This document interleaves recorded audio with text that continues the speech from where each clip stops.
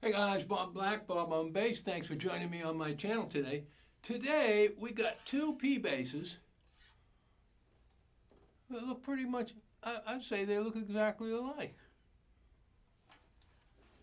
There's one, here's the other one. Except one is $900 more than the other. Is it worth it? Well, let's find out. Stick around. So guys, as you know, I'm always going to say what I like and what I don't like about an instrument. Today's not going to be any different. What we've got here is, we've got a Fender American Pro 2 precision bass. This is that one. And then we've got the Fender Player 2 precision bass.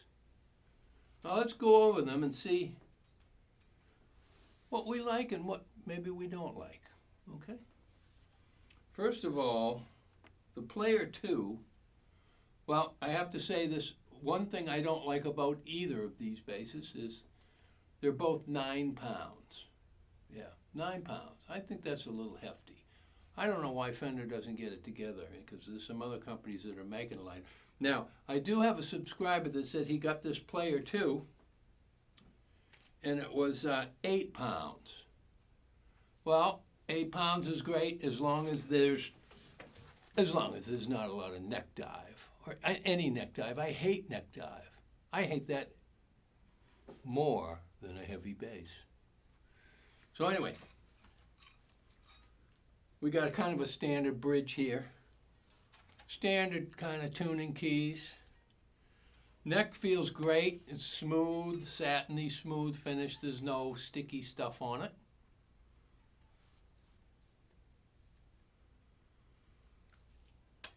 Got the El Nico pickups. One volume, one tone, like every other precision bass. This one feels, even though it's 9 pounds, it feels like a little neck divey. Not incredibly so, but a little bit. Let's plug it in and see what it sounds like. Now, the truss rod adjustment on this bass is here. And you know, I have to say I like that better than the adjustment on the American Pro 2, which I'll show you in a couple minutes. Now, the new ones, they give you a tool. Well, we'll talk about it in a minute. This one, really easy, right at the neck. You got to loosen up a string or two, put the Allen wrench in there, click, click, done. No problem. It doesn't damage the bass. This one is made in Ensenada. Ensenada. Is that in Mexico? I don't know. Somebody let me know. Anyway, let's put it in. Okay. Once again, this is the this is the Player 2 series. Oh, that's very bright, isn't it? Bring it back just a bit.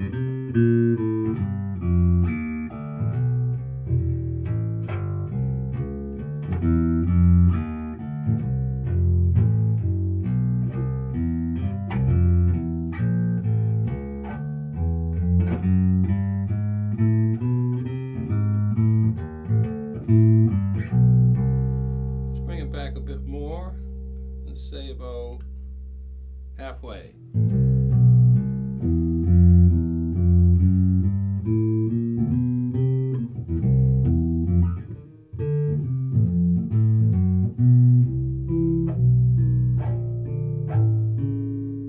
Okay, all the way back.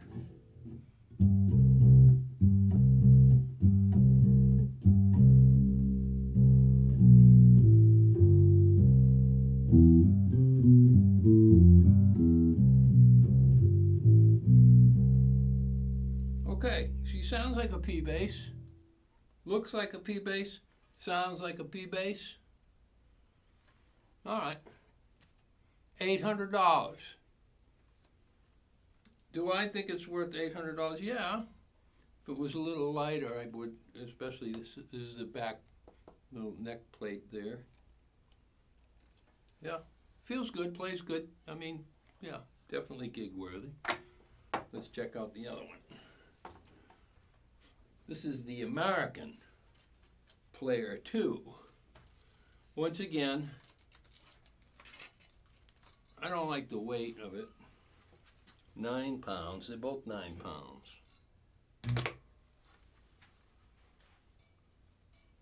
Both pretty much balanced the same. This one might be a little better. Let's do the same sort of thing with this one. Let's take a look. We've got a nicer bridge definitely on this one. Definitely a nicer bridge with the little string slots there so you can adjust it one way or the other. It's got nicer looking tuning keys. This one's United States, made in the USA. Oh, this has the more contoured heel here, and the little 5 screw neck plate with a little bit of a, makes it easier to get up into this area up here. All right, let's put the tone up. This one doesn't sound as, this sounds a little smoother with the tone wide open. The other one was, whoa.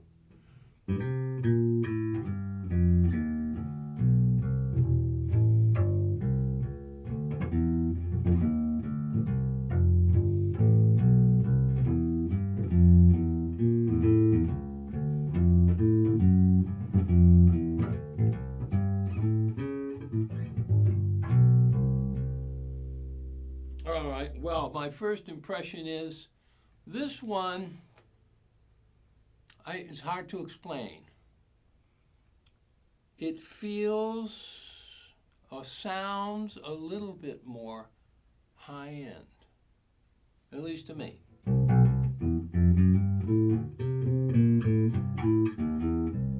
Not a whole lot. I mean, if plugged into an amplifier playing with a loud rock and roll band, are you going to be able to hear the difference? Probably not. Anyway, let's back off the tone, maybe 75%.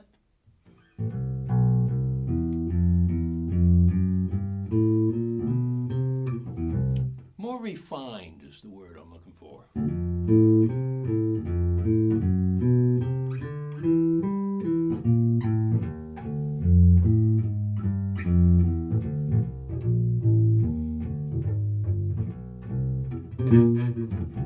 Yeah, a little more refined. All tone, let's take it all the way off.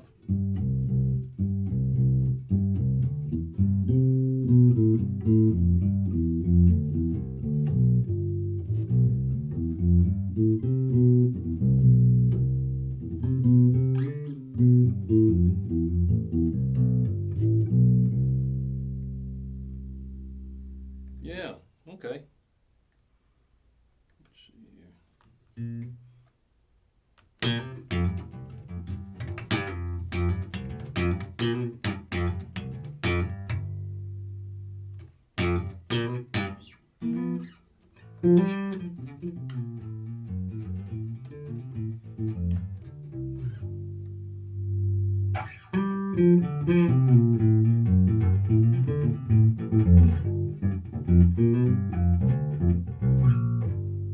All right, definitely a little more refined.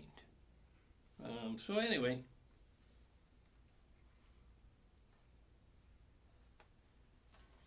see, both of them. Okay, so I didn't even notice that. The American Pro is string through or at the bridge, whereas the Player 2 is only strung at the bridge. No holes in the back. Whereas this one, you can string it either way. Is that a plus? So we got a different bridge. We got better tuning keys. Another thing, here's something to think about. Now, right at the outset, you might say, well, you know, for like a $900 difference, it's probably not worth it. However, there's another thing. As far as longevity goes, Now, I've had made in America basses and made in Mexico basses, and what I have noticed is that the American basses, at least the ones that I've had, the neck tends to be a little more stable.